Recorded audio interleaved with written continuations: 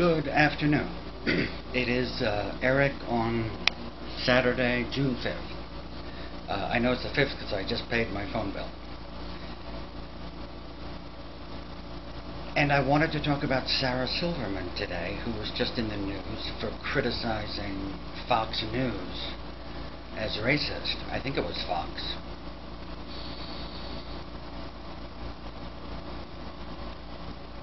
Although my own mother died a week ago, and I don't know if I'm ready to talk politics. But having started, I guess I'll finish.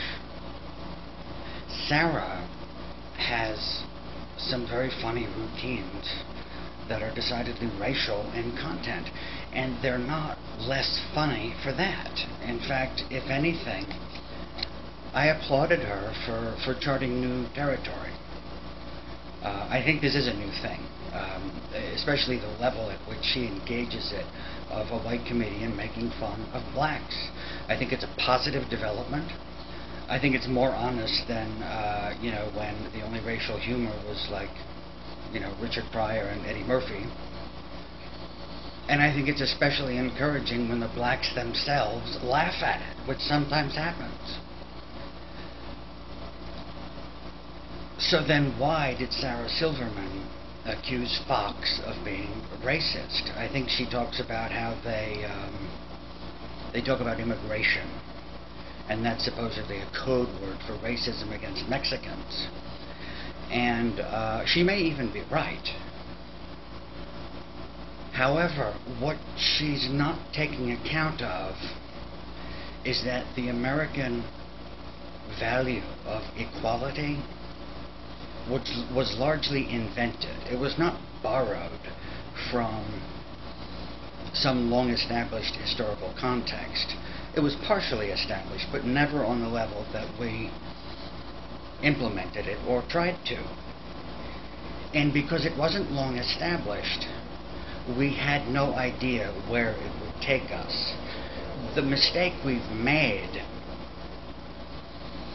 is in failing to admit the risks that we have taken in creating an experimental society based upon principles that were largely armchair conceived.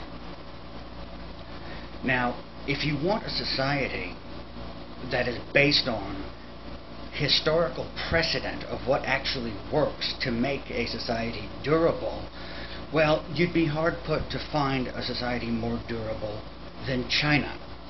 It goes back maybe 10, 20, 30 times longer than our own country does. I don't know, but many times.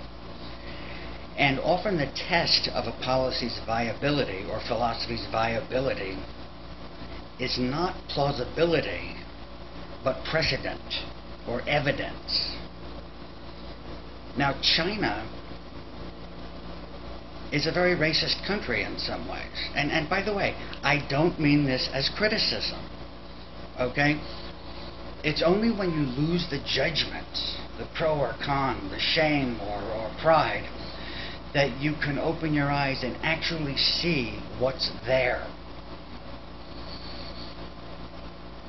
China has hidden behind a great wall for millennia for the express purpose of keeping out the barbarians.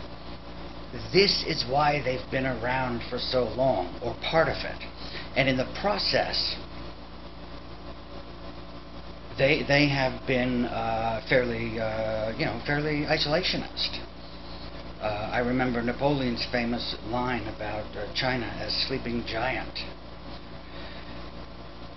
So from that precedent, we see an example of a spectacularly successful country as far as survival and longevity is concerned, partially, if not largely, for reasons of racist xenophobia and isolationism.